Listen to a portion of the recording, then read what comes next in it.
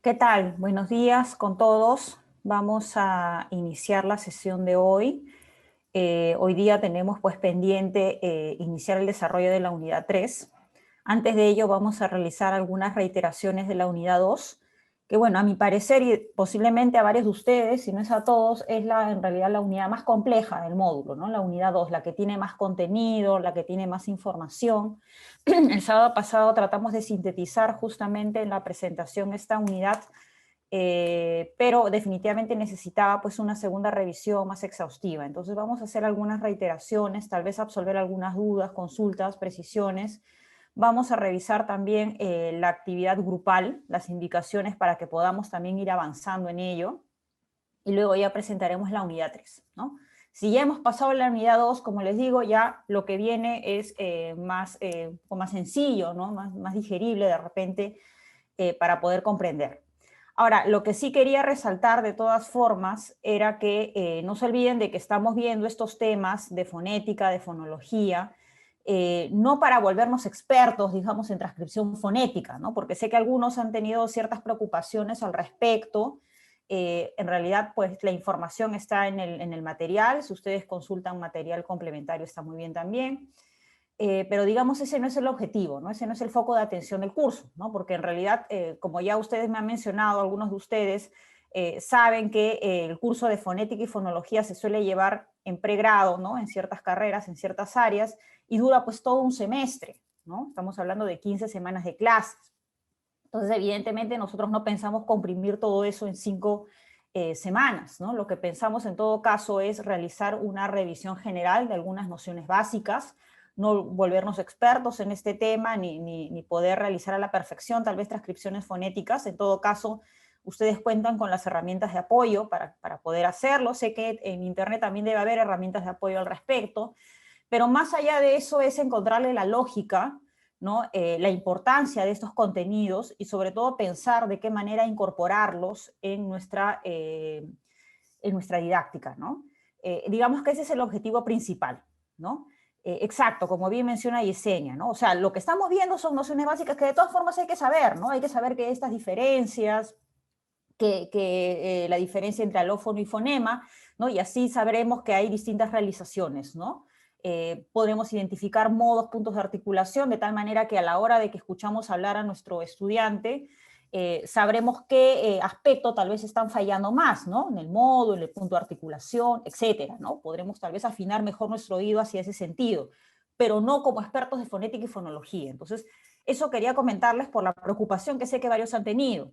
Y de hecho eso ustedes también lo podrán ver en el examen final, ¿no? O sea, también en el examen final va a haber una pequeñísima parte de transcripción, ¿no? De acuerdo, de transcripción fonética, va a haber una pequeña sección de eso, pero la mayor parte de preguntas del examen final van a ser más de reflexión, de desarrollo, ¿no? Y muy vinculado con precisamente la enseñanza, ¿no? Del español como segunda lengua.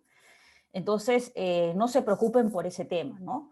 No van a salir desaprobados del curso, no se preocupen por eso, porque sé que a algunos les está costando un poco más de trabajo comprender algunos aspectos justamente del contenido, de fonética y fonología, porque son contenidos complejos, es bastante información, repito, para tan poco tiempo, ¿no? Para digerirlo en tan poco tiempo, yo lo sé perfectamente.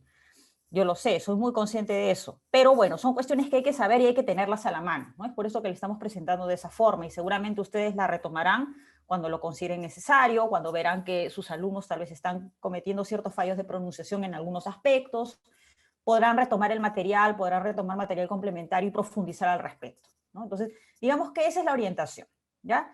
Esa es la orientación. Así es, ¿no? Como Alison me está mencionando, que su objetivo, más que las calificaciones, es aprender el curso. Y precisamente aprender el curso implica, repito, no volverse experto en fonética y fonología, porque esa no es la pretensión del curso, ¿de acuerdo? Sino que la pretensión en todo caso es poder aplicar esto a nuestra didáctica, ¿no? Ese es el objetivo del curso. Y aludí a las calificaciones, por cierto, Alison, porque he recibido también comentarios al respecto. O sea, sé que hay algunos que también se preocupan por eso, ¿no? O sea, definitivamente también hay esa preocupación, esa inquietud, ¿no? Y acá el objetivo es poder, digamos, satisfacerlos a todos, no solamente a algunos. Entonces, creo que con esto calma un poco aquellas personas que puedan tener esa preocupación de qué podría venir en el examen final, ¿no? de repente no somos expertos haciendo la transcripción, nos ha costado mucho hacer el ejercicio, bueno, como les digo, sería una pequeña sección de ello. Lo que más nos importa en todo caso en esta diplomatura es que podamos utilizar, valernos de estos conocimientos, de estas nociones básicas, para transferirlas a nuestra práctica docente, ¿no? Y justamente con eso se vincula el foro, que ya, por cierto, Alberto ya participó, ¿no? Hoy día tempranito vi su participación ya publicada en el foro, así que los animo a iniciar la participación. Justamente va hacia ese sentido, ¿no? Sobre la importancia justamente de estos conocimientos de fonética y fonología para un profesor de español, ¿no? Esa es la reflexión. Bueno, entonces, ese es lo que quería comentarles inicialmente, y justamente, como les digo, partimos de presentar algunas cuestiones básicas y luego podré absolver, si es que hubiese alguna duda al respecto, lo que ustedes puedan plantearme como inquietud. Bien, entonces estamos ahora en la tercera sesión. Vamos a recordar algunos temas que tal vez no se profundizaron la vez pasada porque justamente era tanta la información que priorizamos en todo caso la parte de los alófonos y de la escritura, de la revisión, ¿no? de cada una de las posibilidades. Y en segundo lugar presentamos algunos otros aspectos que tal vez faltó un poco más profundizar, ¿no? Pero que era necesario, sí, que ustedes revisaran en el material. Y siempre hago hincapié en eso, ¿no? Acá en las sesiones sincrónicas estamos presentando de manera bastante básica los contenidos del material que ustedes deben profundizar también por su cuenta, ¿no? Porque evidentemente el tiempo no nos da tampoco para profundizar, y como son también bastante contenido, no es posible digerirlo, digamos, ¿no? En una sesión puntual, ¿no? Es necesario revisarlo y un poco darnos el tiempo para poder estudiarlo. Entonces, algunos conceptos claves que habíamos visto la vez pasada, ¿no? En principio, y justamente he escogido aquellos que de repente he visto que ha costado un poquito más de dificultad en los ejercicios que se han planteado o en las mismas consultas que me han hecho. Algunos conceptos claves e importantes que vimos la vez pasada. Uno de ellos era el concepto de par mínimo, ¿no? Habíamos dicho que el par mínimo es esta pareja de palabras con un sonido distinto, ¿no? Entonces teníamos, por ejemplo, tenemos el caso de pala y mala, por ejemplo, ¿no? En donde hay una variación de la P y la M, como un solo sonido distinto, ¿no? El ejemplo de caro y carro, por ejemplo, y así, ¿no? Entonces, a esa pareja de palabras que tienen un solo sonido distinto se denomina par mínimo, ¿ya? Entonces, bueno, eso fue un concepto que vimos la vez pasada, que un poco acá quería aclararles. Y otro concepto importante era el de la distribución, que una vez que vimos la parte de los fonemas y de los alófonos, identificamos estos dos términos que es importante también aclarar. La distribución complementaria, habíamos dicho, se puede predecir, o en la distribución complementaria se puede predecir la aplicación de un determinado alófono de acuerdo con el contexto fónico, ¿no? Entonces, justamente la distribución complementaria es lo que principalmente vimos la sesión pasada, ¿no? Vimos cómo cada uno de los fonemas, la mayor parte de estos, posee más de un alófono, ¿no? Digamos. Entonces, cómo es que, de acuerdo con el contexto fónico en el que aparece, se puede predecir si se usa o si se suele usar tal o cual alófono, ¿no? Ya habíamos dicho, por ejemplo, ¿no? En el caso del fonema B, este tiene dos alófonos. Uno, que es el de la B propiamente, o sea, el sonido oclusivo, que se evidencia principalmente, por ejemplo, en la posición inicial, ¿no? En una palabra, vale, ¿no? Cuando yo pronuncio vale, ese B se pronuncia de forma oclusiva, ¿no? Para ello, pues la representación es la misma que la del fonema. Y a su vez teníamos una segunda posibilidad de alófono, ¿no? Que se representaba así como una B mayúscula, ¿no? Con una colita. En ese caso, el sonido es más fricativo, ¿no? No es tanto oclusivo. Entonces, ¿dónde aparece este alófono? En el resto de los casos, ¿no? Por ejemplo, en el caso de la frase ya vale, ¿no? Ya vale, ese ya vale, ese B se pronuncia de manera más fricativa, no oclusiva, ¿no? Entonces, en este caso en particular, estamos hablando de una distribución complementaria porque yo puedo predecir que de acuerdo con el contexto fónico, si por ejemplo la B inicia una palabra, entonces se representará, ¿no? De la primera forma, ¿no? De esta forma de acá. Si en cambio aparece, por ejemplo, entre dos vocales, tal vez, ¿no? Como es el caso de acá, ¿no? el alófono más bien es fricativo. Esa es una distribución complementaria, ¿no? Yo puedo predecir la aplicación, ¿no?, o la pronunciación de un determinado alófono de acuerdo con el contexto fónico en el que se produce dicha palabra. Eso es como les había dicho, eso es lo que justamente vimos mayormente en la sesión pasada.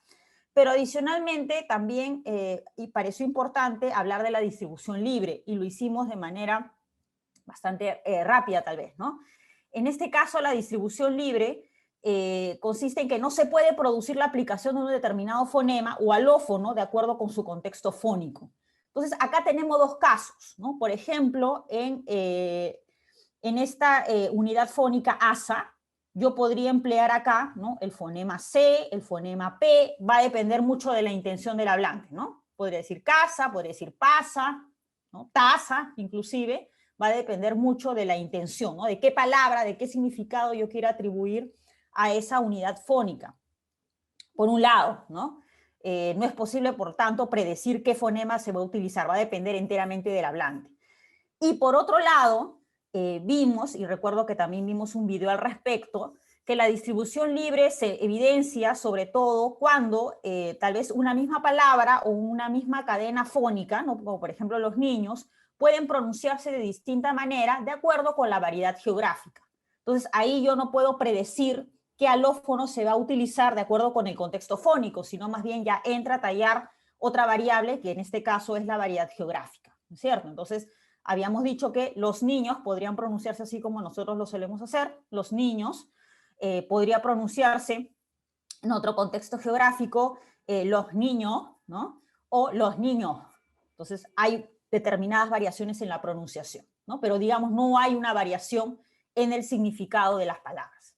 Entonces, eso era distribución libre, ¿no? Como les digo, la vez pasada vimos principalmente, y lo que nos interesa en realidad principalmente es la distribución complementaria, un poco para explicar el tema de los alófonos, porque los alófonos justamente surgen precisamente para dar una idea de en qué contexto fónico aparecen o suelen aparecer, ¿no? Pero debemos saber también que existen estas posibilidades de distribución libre. Evidentemente, cuando nosotros enseñamos español, tomamos en cuenta pues, la manera como nosotros utilizamos la lengua, ¿no? Entonces, evidentemente, a la hora de enseñar a nuestro hablante, ¿no?, de otra lengua, utilizaremos nuestra propia variedad geográfica para realizar dicha enseñanza. ¿Bien? Entonces, bueno, eso era para que lo tengamos en cuenta. No sé si hasta acá hay alguna pregunta, por favor me van avisando, ¿no? Porque justamente esto de las distribuciones era una de las actividades, la segunda actividad, ¿no?, del ejercicio, y por ahí les he colocado algunos comentarios, algunos alcances. Ya, y otra cuestión importante también, y con esto acaba la reiteración de la vez pasada, de lo que tal vez quedó pendiente profundizar un poquito más, es el concepto de neutralización, ¿no?, que lo habíamos visto hacia el final, que habíamos mencionado que ocurre cuando dos fonemas pierden su diferenciación en ciertos contextos fónicos del habla, ¿no? Y habíamos visto justamente el caso de la R y de la R, ¿no?, en posición implosiva, es decir, si cierra sílaba, por ejemplo. Entonces, a ver, veo por ahí en el chat. Ya, Alison, distribución complementaria es todo lo que hemos visto la semana pasada. O sea, recuerda que hemos visto, a ver, básicamente, a ver, vamos a un poquito abrir esto. Ya, es todo lo que hemos visto la semana pasada, es distribución complementaria. Entonces, recordemos que, y esto ustedes lo deben haber revisado también en su material, ¿no? Recordemos también que es todo esto, ¿no? O sea, como la D también posee dos alófonos, ¿no? Y en el primer caso aparece en determinado contexto en posición inicial absoluta tras pausa, y en el caso de la fricativa en el resto de los casos, ¿no? La G posee estos dos alófonos. O sea, todo esto de acá, lo que vimos la vez pasada, cómo estos alófonos aparecen en ciertos contextos, en ciertos otros no, es parte de la distribución complementaria, ¿no? Y en el caso de la distribución libre se evidencia mejor en las justamente diferencias que existen en la pronunciación en un contexto geográfico y otro, incluso también en grupos sociales, ¿no? En donde puede haber omisiones de ciertos fonemas, de ciertos sonidos, ¿no? En el caso, por ejemplo, en España, ¿no? Cómo se pronuncia la Z, como, ¿no? Ya habíamos dicho, en cambio acá como una S, ¿no? Esas diferencias específicas que se dan entre contextos geográficos o entre grupos sociales pertenecen a una distribución libre, ¿no? En cambio, esto de los alófonos que justamente vimos la vez pasada, en donde se puede predecir cuál es el alófono que solemos utilizar, corresponde a una distribución complementaria, ¿no? Es básicamente eso. Ahora bien, como les estaba mencionando, esto de la neutralización, que también sé que hubo algunas consultas al respecto, que me hicieron algunas consultas, era básicamente, en principio, saber que este fenómeno, digamos, se realiza a nivel fonológico, o sea, a nivel de fonema, no a nivel de alófono, ojo, ¿no? Es por eso que lo estamos representando, si se dan cuenta o si recuerdan, cuando hablamos de la representación a nivel de fonema, fonológica, lo estamos haciendo en líneas oblicuas, y cuando hablamos a nivel, la representación o transcripción a nivel fonético o de alófonos, lo estamos haciendo entre corchetes, ¿no? Por ejemplo, si hablamos de la palabra cortar, en este caso existe este proceso o este fenómeno de neutralización, ¿no? Es decir, nosotros a la hora de considerar la pronunciación se podría realizar utilizando la R o la R, ¿no? O sea, cualquiera de las dos es totalmente válida. Por lo tanto, utilizamos en la transcripción fonológica, ojo, fonológica, o sea, a nivel de fonema, el denominado archifonema R, ¿no? Que sería la R mayúscula. ¿Qué significa esa R mayúscula?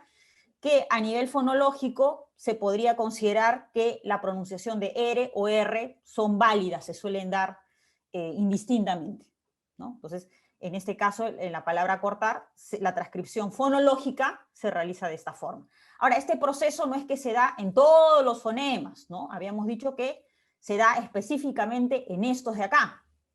Entonces, tenemos en los oclusivos, tenemos este archifonema de la B que neutraliza los sonidos de la B y de la P. Estamos hablando que la neutralización, ojo, como habíamos visto acá, en ciertos contextos fónicos del habla y en posición implosiva, es decir, cuando se cierra sílaba, ¿no? Y luego les presenté ejemplos que ahora los vamos a volver a ver.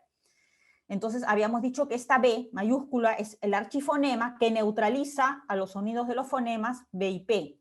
Que esta N mayúscula neutraliza los sonidos de los fonemas M y N. Que esta D neutraliza los sonidos de los fonemas T y D. Y que esta K neutraliza los fonemas K y G, ¿no? Entonces, estos son, por un lado, digamos, este conjunto de archifonemas, y a su vez tenemos el de la vibrante, ¿no? Que lo acabamos de ver. El de la R, que neutraliza los sonidos de R y R. Entonces, les presenté estos ejemplos que yo encontré también en una página y me pareció importante mostrarlo, para que vean cómo a nivel ortográfico, fonético y sobre todo fonológico, que es lo que estamos viendo ahora, se realiza esta transcripción considerando justamente el archifonema, ¿no? Entonces, por ejemplo, tenemos la palabra apto, ¿no? La palabra apto que vimos justamente en la diapositiva anterior, que está cerrando sílaba, ap, ¿no? Y que se representa con el archifonema a nivel fonológico, ojo, con la B mayúscula, ¿no? Bueno, ábside evidentemente también. En el caso de atmósfera, por ejemplo, también, en este caso la T está cerrando sílaba, por este fenómeno de neutralización se admite, por lo tanto, este archifonema a nivel fonológico de la D. Lo mismo ocurre con acto, ¿no? Cierra sílaba esta C, corresponde el archifonema G, ¿no? A nivel fonológico. Infame, bueno, infame también, ¿no? Está cerrando sílaba la N, corresponde a este N. Y bueno, cortar, ¿no? Todas las demás palabras, ¿no? Entonces, como les digo, ocurre solamente en estas, digamos, en estos fonemas, ¿no? Esta neutralización, y justamente estos que permiten neutralizar esos sonidos, repito, cuando se cierra sílaba, ¿no? En determinados contextos fónicos, se representa a nivel fonológico, porque si ustedes se dan cuenta, a nivel fonético es distinto, ¿no? A nivel fonético ya obedece a las reglas que hemos visto en la sesión anterior, en la unidad 2. a nivel fonológico se representa con el archifonema que corresponde, ¿no? Solamente existen en español estos 5 archifonemas, ¿no? B, N, D, K, ¿no? Y la R. Bien, no sé si hasta acá hay alguna otra pregunta. Con esto estamos cerrando la reiteración de la unidad anterior. Entonces, por favor, si hubiese preguntas de la unidad 2, o si tuviesen alguna inquietud en particular, me avisan, me comentan. Si no, continuamos. Vamos un ratito a cerrar esto.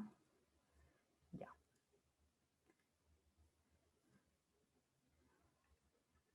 Ok.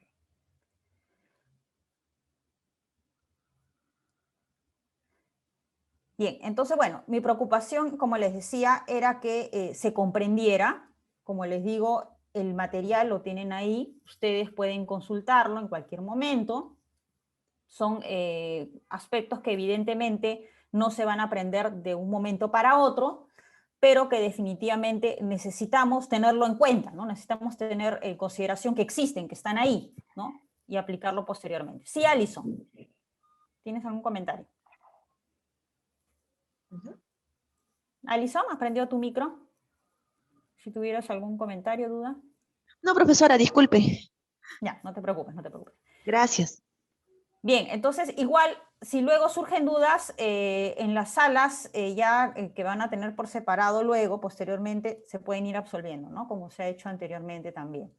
Yo les dejé la retro en sus carpetas Drive y ahí ustedes tienen la información para que puedan ver en qué se han equivocado, ¿no? Igual el solucionario de la primera parte está en Paideia también. A ver, Alberto me está indicando que por favor repita lo del archifonema. Ya, lo repito, no hay problema. Ahí vamos a presentar nuevamente en el PPT.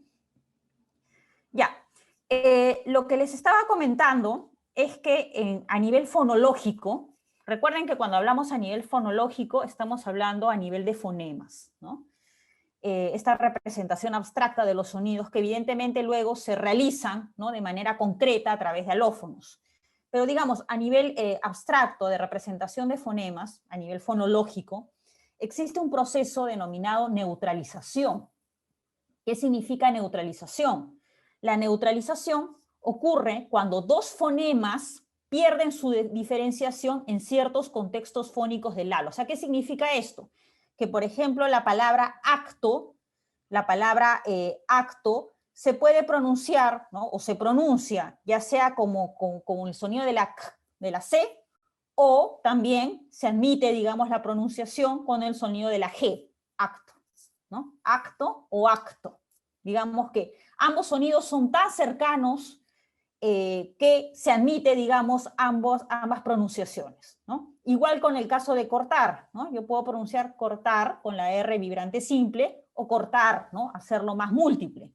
Ambos sonidos son tan cercanos, ¿no? Que se suelen dar, ¿no? Digamos, uno o lo otro, son intercambiables. Entonces, digamos que justamente este proceso de neutralización ocurre cuando 2 fonemas pierden esa diferenciación en ciertos contextos fónicos, como en el caso de la R y de la R, ¿no? Ahora, estos contextos fónicos suelen ser en posición implosiva, ¿no? ¿Qué significa posición implosiva? Cuando cierran una sílaba, ¿de acuerdo? Cuando la sílaba finaliza con ese fonema en particular.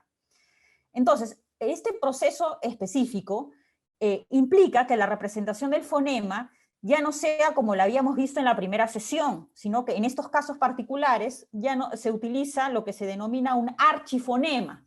Y el archifonema significa o implica que es válida tanto la pronunciación de un fonema como del otro, ¿no? De ambos fonemas involucrados en este proceso de neutralización. Entonces, como habíamos dicho, ¿no? En la palabra cortar, yo puedo pronunciarla así como vibrante simple, cortar, como un vibrante múltiple, cortar, ¿no? Entonces, los sonidos, ojo, son muy cercanos, ¿no? Imperceptibles tal vez para el oyente, pero bueno, están ahí. Entonces, digamos, en este proceso de neutralización se utiliza este archifonema que indica, como les digo, que se admite un fonema o el otro, ¿no? En este caso, tanto vibrante simple como vibrante múltiple, ¿no? Cualquiera de los dos se puede utilizar en la pronunciación de esta palabra cortar. Entonces, acá, digamos, está la representación fonológica, justamente de esta palabra en la que se hace uso de este archifonema. En el caso de la R y de la R, el archifonema utilizado es como una R mayúscula, ¿no? Por eso que está pronunciado de esta manera. Y acá les había yo colocado justamente en el PPT, me parece que en el material no está así, por lo menos no están los ejemplos, ¿no? Los ejemplos que están acá en el PPT no están en el material porque sí yo lo he buscado, me pareció importante profundizar un poquito más al respecto, pero digamos que solamente contamos en el castellano con estos 5 archifonemas, ¿no? La B, la N, la D, la K y la R. Entonces, estos 5 archifonemas neutralizan los sonidos de un par de fonemas, ¿no? Por ejemplo, habíamos indicado, ¿no? Por ejemplo, en el caso de la B, neutraliza los fonemas B y P, ¿no? Entonces, ¿qué significa esto? Que, por ejemplo, yo tengo la palabra apto, ¿no? Apto. Entonces, la palabra apto, ¿no?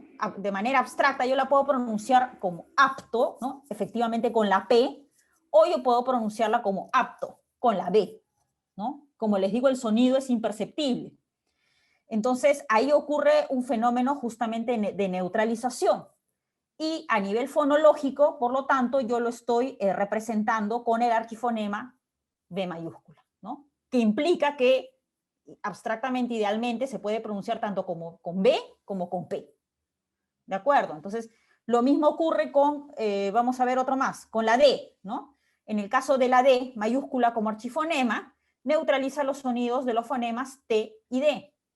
Entonces, por ejemplo, si yo tengo la palabra atmósfera, ¿no? La palabra atmósfera implica que ese at yo lo pueda pronunciar efectivamente con la T, atmósfera, como con la D, atmósfera. El sonido, como les digo, es casi imperceptible, pero ocurre ese proceso, ese fenómeno. Entonces, en este caso también yo lo represento con el archifonema, ¿no? A nivel fonológico de la D mayúscula, ¿no? La D mayúscula implica que justamente hay una neutralización de esos 2 fonemas, de la T y de la D. Así es, sí, dígame. Una pregunta. Sí, Se escucha que algunos pronuncian etcétera con C y no con T, ¿no? Eso claro. habría que corregirlo en una clase, ciertamente, ¿no? No es el caso de este archifonema. Etcétera con una C, dices, claro, no, Así, ¿no? claro. Así es, claro, en ese caso no, ¿no? Tenemos estas posibilidades, digamos, ¿no? Pero en ese caso no, claro, ahí habría que corregirlo, ¿no? Como bien mencionas. Así es.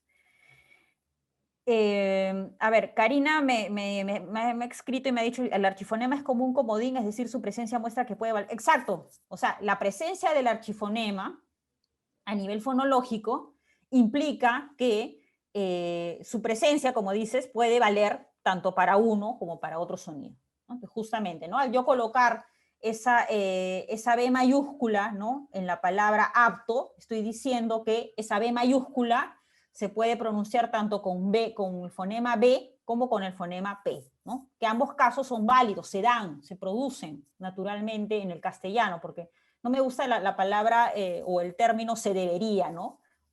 Porque más suena normativo. Esto en realidad recoge lo que se suele dar, ¿no? Lo que se suele producir naturalmente en el castellano, no es que estamos estableciendo normas de tipo ortografía, ¿no?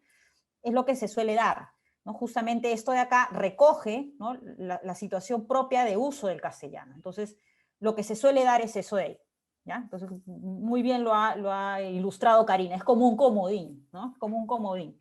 Esa es, digamos, la representación a nivel fonológico, porque a nivel fonético ya atenderemos específicamente a los contextos particulares en los que se realiza, ¿no? Un determinado fonema. Muy bien, entonces, bueno, eso era lo que quería comentarles justamente a raíz de lo que vimos la vez pasada.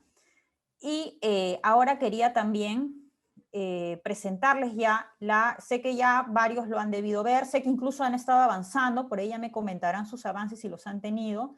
Si no, bueno, igual vamos a revisar justamente la actividad grupal que ustedes van a empezar a partir de hoy, ¿no? A partir de hoy ya no vamos a realizar propiamente actividades prácticas de la unidad respectiva. Por cierto, es bastante útil que ustedes puedan resolver los cuestionarios de autoevaluación que siempre coloco cuando están desarrollando el estudio de determinada unidad, ¿no? Para que también vean en qué aspectos pueden estar fallando. Entonces, esto de acá más bien ya implica el conocimiento de todo lo que hemos estado trabajando. Es una actividad bastante compleja, como les advertí desde la primera sesión, y la vamos a revisar ahora, para que puedan ir avanzando. Entonces, a ver, descripción de la actividad. El trabajo consiste en presentar una descripción de una clase natural de sonidos y en plantear un método de enseñanza para la adquisición o aprendizaje de esta clase. Para ello debe realizar una entrevista a un hablante no nativo del español. ¿Ya? Entonces, por eso era importante que trabajen en grupo para que pudieran tener contacto con alguien, con un hablante no nativo del español. Vamos a ver todas las indicaciones y luego las consultas del caso. ¿Ya? Bueno, el trabajo ya ustedes han formado grupos. Vamos a utilizar todos los módulos de estudio para poder realizar el trabajo. Y esta es la primera. Esto es lo que vamos a hacer ahora, si es que todavía no lo han hecho, sé que por ahí algún grupo ya lo hizo, lo vamos a revisar. Lo que vamos a hacer ahora, luego de que presentemos la unidad 3, es justamente elaborar un texto en español que contenga la clase de sonidos que se somete a investigación. ¿Ya? Entonces, el objetivo es que este hablante que ustedes elijan lea este texto, ¿no? Y justamente es lo que estoy colocando acá. Este texto será leído una sola vez por el aprendiente del español, una sola vez. Tenga en cuenta que el texto no debe de pasar de 10 líneas, o sea, no va a ser un texto muy extenso. Considere que debe de tener el tamaño de un párrafo. El contenido y la coherencia del texto elaborado lo determina el investigador, ustedes, ¿no? Lo importante es que presente la clase de sonidos que se estudia. Un ejemplo de ello es que se crea un cuento de 10 líneas en el que aparezcan palabras con las consonantes R y R, que leerá un japonés o un inglés que aprende español, o que contenga puras oclusivas, sobre todo la consonante africana. O sea, ¿qué es lo que buscamos acá? Que ustedes elaboren un texto, creen un texto, pero que no lo creen por crear, sino que piensen primero en el hablante, ¿no? En las características del hablante al cual someterán la lectura de este texto. Entonces, si es, por ejemplo, un inglés, ¿no? Una persona anglohablante, saben que estas personas suelen tener ciertos problemas, por ejemplo, en los sonidos R y R, ¿no? Entonces, lo que yo voy a hacer en mi texto es justamente colocar más palabras que contengan estos sonidos, ¿no? Poco para evaluar cómo esta persona está pronunciando. Igual, ¿no? Si yo tengo un hablante de otro idioma, tendré que identificar cuáles son los errores comunes previamente, ¿no? Que cometen estas personas en cuanto a pronunciación, para poder luego plantear mi texto justamente con estas palabras, ¿no? Y someterlas a evaluación. ¿Ya? Eso por un lado. Entonces, digamos que esa es la primera actividad que hoy día la vamos a pensar y la vamos a trabajar. Entonces, luego de ello, el texto va a ser leído por el aprendiente, ¿no? Ustedes harán que esta persona lea el texto, la grabarán, ¿no? De preferencia, para que luego puedan analizar. Trate de trabajar con un hablante incipiente del español como segunda lengua, dado que presentará vacilaciones en su habla. Dice trate, ¿no? O sea, obviamente, si ustedes no tienen contacto con alguien que recién está aprendiendo el español, lo pueden hacer tal vez con alguien de mayor nivel, ¿no? Pero digamos que si tienen esa posibilidad, sería mejor. Cuente con una grabadora que registre la lectura del hablante. Pida permiso para su empleo. No comente el propósito del trabajo, ¿no? Porque si no, esta persona puede ponerse nerviosa, ¿no? Puede un poco vacilar tal vez en la misma pronunciación, puede afectar, digamos, a la manera como finalmente pronuncia el texto. Lo que en todo caso se sugiere es que ustedes están realizando un trabajo sobre la lectura en español, ¿no? Sin dar tanto detalle al respecto. Luego de eso, ustedes van a transcribir la lectura del aprendiente siguiendo las simbologías de lo que hemos visto, ¿no? Consideremos los grupos de pronunciación, las pausas, la presencia del acento primario y secundario. Esto es lo que vamos a trabajar hoy día, ¿ya? Eso de acento primario y secundario. Bueno, van a entonces ustedes hacer esa transcripción. Luego se les pide que elaboren el cuadro fonológico de las consonantes que se registraron en el audio, ¿no? Es este cuadrito que ustedes ya tienen en su módulo, en la unidad 1, y enfóquense en los fonemas que han sido utilizados, ¿no? Efectivamente. Bueno, el cuadro fonológico registra los fonemas. Luego, debajo del cuadro y siguiendo este cuadro, liste y describe cada fonema, ¿no? Hay que describir cada fonema, es decir, indicar su modo de articulación, su punto de articulación y la acción de las cuerdas vocales, que ustedes también lo tienen además en su material, ¿no? De cada fonema. Luego, elabora una lista de todos los alófonos que aparecen en la transcripción fonética y consigne el ejemplo respectivo.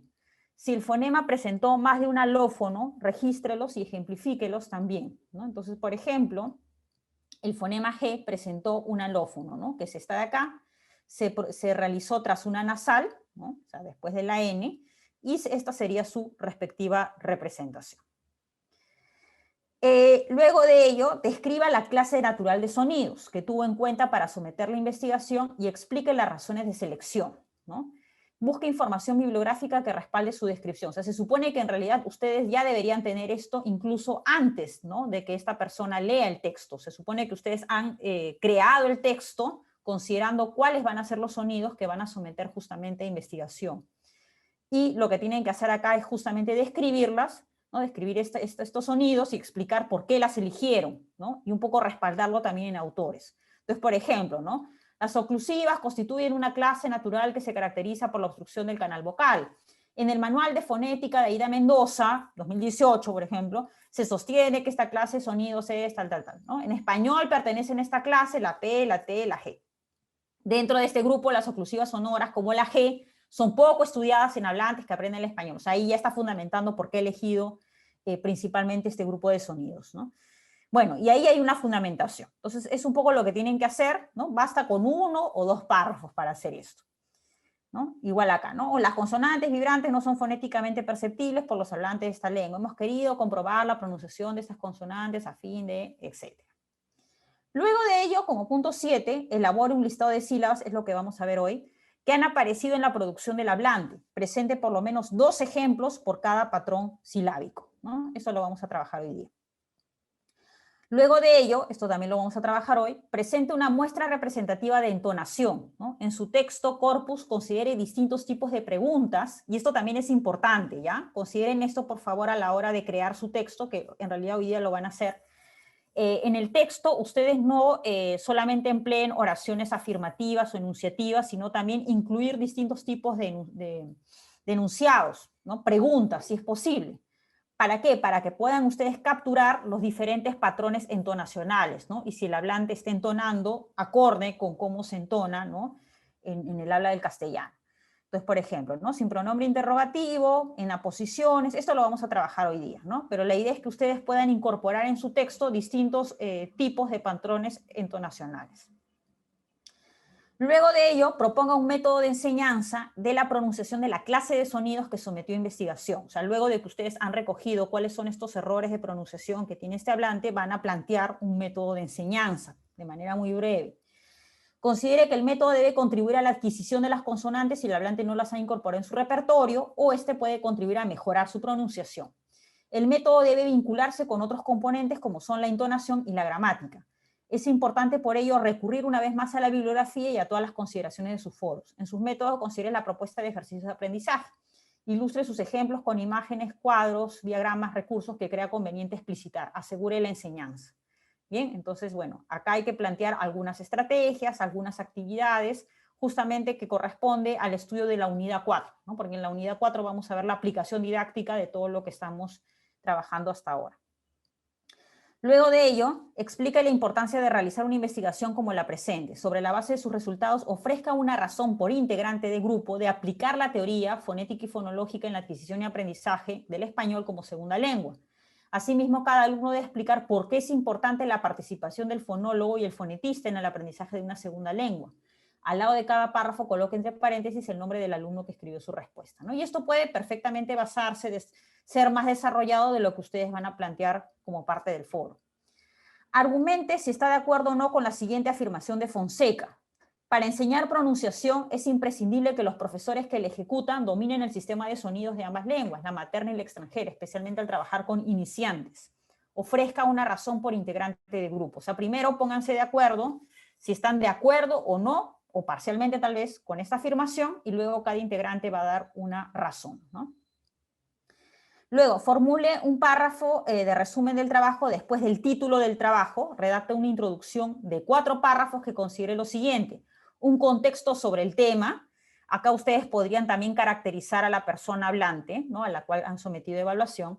Algún antecedente o estudio similar. El objetivo del trabajo y la importancia de realizar ese objetivo. Y la estructura u organización del trabajo. Al final del trabajo, elabore un párrafo de conclusión.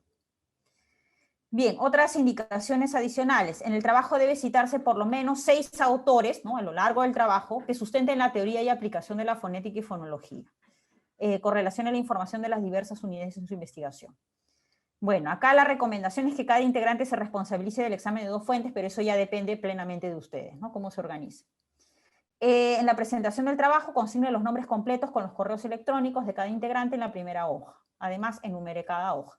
En la revisión se tendrá en cuenta la buena redacción, puntuación, ortografía, cohesión, coherencia de las explicaciones. Y bueno, acá están los criterios de evaluación, que es básicamente lo mismo que ya presenté anteriormente, solamente que están los puntos que corresponden a cada caso. Fecha de entrega el 20 de agosto. Entonces, digamos que esas son, les indiqué en la primera sesión que era un trabajo bastante exhaustivo, precisamente por eso es que ustedes van a poder trabajar en grupo, ¿no? Bien, Alison, el tiempo que ustedes van a tener ahora, esta sesión y la próxima, para trabajar en el interior de cada equipo, justamente está orientado a eso, ¿no? Eso es lo que podemos hacer. Y ustedes ya coordinarán adicionalmente si necesitan reunirse de forma complementaria o cómo se organizan, ¿no? Ya depende totalmente de ustedes. Bien, ahora sí, preguntas por favor, hasta acá, sobre este trabajo grupal. ¿Qué tal, profesora? Buenos días. Una Buenos días. consultita. El punto 4, no sé si lo puede mostrar. Acá está. Ajá. Ese cuadro fonológico se refiere a, tenemos que hacer el cuadro que está similar en la lectura, en la unidad 1. Sí, sí, sí. Solamente quiten los fonemas que no se han utilizado en este texto que se va a leer, ¿no? Ah, ya.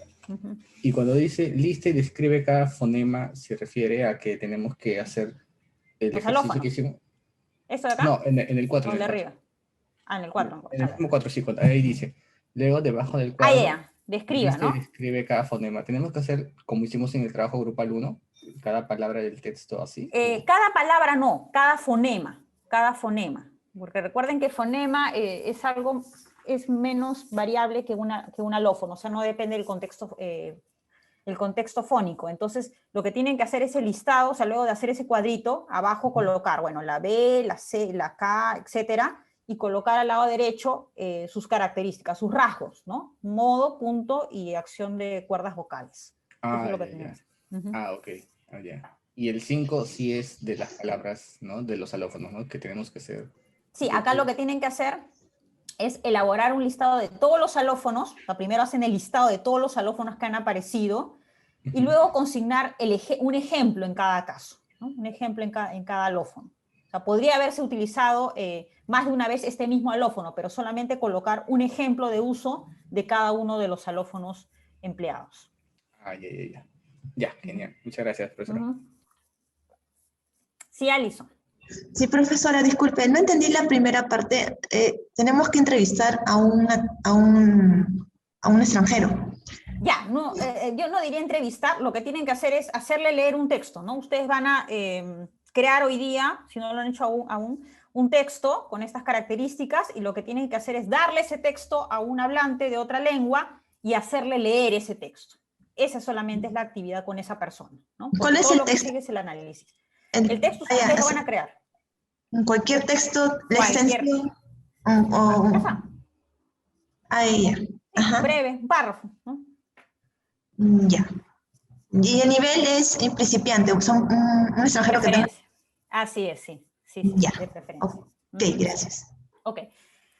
Sí, lo que quería, antes de pasar a darle la palabra a Ninfa, no se olviden que este texto, cuando ustedes lo creen, ¿no? Debe tener estas características y como indicamos más abajo también, por ahí lo hemos indicado, que debe incluir no solamente enunciados afirmativos, sino también distintos tipos de enunciados. Hoy día vamos a ver el tema de entonaciones, ahí se van a dar cuenta mejor a qué me refiero. Entonces debe incluir, por ejemplo, preguntas, exclamaciones, aposiciones, de tal manera que no solamente veamos su nivel de pronunciación a nivel de alófonos, sino también de entonación, ¿no? Porque justamente el tema de nuestro curso no solamente está orientado a identificar los sonidos específicos del habla, sino a cómo está entonando los enunciados y si lo está haciendo como usualmente se hace, ¿no? En el idioma. Sí, Ninfa, ahora sí coméntanos. Sí, buenos días. Una consulta. Quisiera saber si es que nos va a presentar algún formato, un formato a seguir o en todo caso algún ejemplo. Ya. Un modelo, ¿no? Ok, no estamos dando formato porque acá están todas las indicaciones que necesitan saber. No hay o no se suele tampoco dar ejemplos ¿no? Porque generalmente cuando hacemos eso, o cuando hemos hecho eso, lo que hacen algunos grupos es seguirlo como plantilla, ¿no? Y lo que queremos es un poco darles la libertad para poder realizar esto. Entonces, lo que yo les pido es ver bien las indicaciones e ir realizándolo. Ahí van a haber diferencias entre grupos y otros, de la manera como lo están presentando, y no hay problema con eso, ¿no? El caso es que contenga todos estos aspectos que se están acá presentando, ¿no? Y si hay consultas precisas, también me lo hagan saber para ayudarlos en el momento. Ahora, Catherine me está preguntando si el texto creado debe incluirse en la carpeta del grupo Drive. Así es. Justamente los avances que ustedes vayan teniendo, lo van a ir colocando en el Drive. Como les digo, ya no vamos a realizar propiamente ejercicios prácticos de unidad, sino que ya esta sesión y la próxima vamos a desarrollar nuestros avances en nuestra carpeta Drive. Y ahí es donde vamos a realizar las revisiones. ¿Ya? Entonces ahí lo van a subir como archivos juntos. Catherine me está preguntando si la grabación es de voz o video. Ustedes deciden. Ojo que la grabación no se va a presentar. Si ustedes se dan cuenta, la grabación que ustedes realicen a la persona, ¿no?, que va a leer el texto no se presenta en el trabajo, ¿no? Eso no se presenta. Ustedes van a hacer el análisis sobre la base de esta grabación. Y eso es lo que se presenta, ¿no? Toda la parte del análisis y todos estos puntos que hemos visto se desprenden justamente de ese análisis. Entonces, ustedes pueden grabar en voz o pueden grabar en video a la persona, es indistinto, porque finalmente ustedes no van a presentar la grabación en el trabajo, ¿no? Lo que van a presentar son solamente estos aspectos, todos estos aspectos. Bien, ¿alguna otra pregunta, por favor? Hasta acá, sobre el trabajo.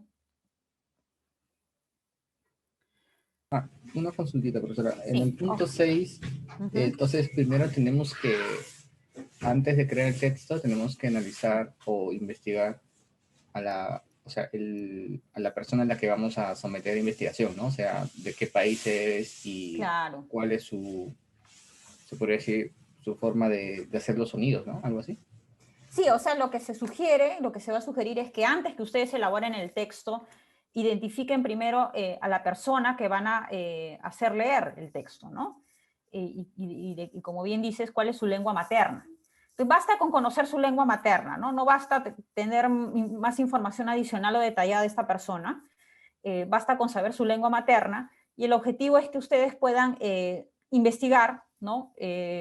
Por ejemplo, si es francoparlante, ¿no? ¿Cuáles son los errores comunes en el aprendizaje del español en temas de pronunciación de los francoparlantes, ¿no? Hacen un breve sondeo al respecto para que puedan elegir en qué sonidos específicos van a enfocarse, ¿no? Generalmente en este caso la R suele ser un problema, ¿no? Pero hay otros sonidos que también ustedes podrían considerar. Entonces, sí es recomendable eso, ¿no? Que ustedes puedan tener ese conocimiento previo para que puedan decidir, porque no es un texto solamente, como les decía, ¿no?, por crearlo, sino que ustedes tienen que pensar muy bien este texto en función de qué palabras van a incluir, y estas palabras justamente deben evidenciar sonidos que posiblemente van a ser difíciles de pronunciar para esta persona. Alison, creado por ustedes, pueden extraerlo también de un libro, pueden adaptarlo. Obviamente, si lo extraen de un libro, hay que colocar la cita respectiva, ¿no? Un poco por el tema de derechos de autor, o pueden adaptarlo también, ¿no? Es totalmente libre, ¿no? El caso es que cumpla con estas características y que, como les decía, tenga estos sonidos que ustedes desean someter a evaluación. Bien, ¿alguna otra pregunta hasta acá?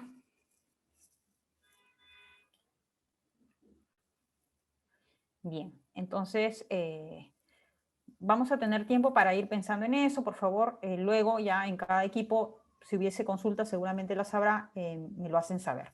Bien, vamos a iniciar entonces el desarrollo de la unidad 3 para que luego puedan pasar a sus equipos.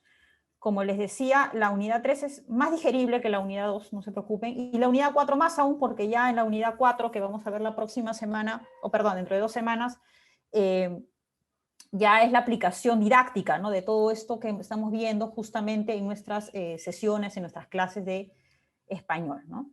Bien, acá algunos recordatorios. No se olviden, el foro ya inició, ¿no? Su compañero Alberto ya inició el foro formalmente, así que por favor los animo a ir participando. Tenemos varios días para participar, ¿no?, incluso hasta el día 8, ¿no?, de agosto, que justamente es el día siguiente a lo que sería la cuarta sesión sincrónica. Voy a volver a compartir. Ya. Bueno, esto ya hemos indicado. Ahora sí. esto de acá, lo que vamos a ir revisando, ya hemos hecho el análisis justamente a nivel fonológico, a nivel fonético de los sonidos del habla, y ahora corresponde analizar o realizar los análisis a nivel de sílabas.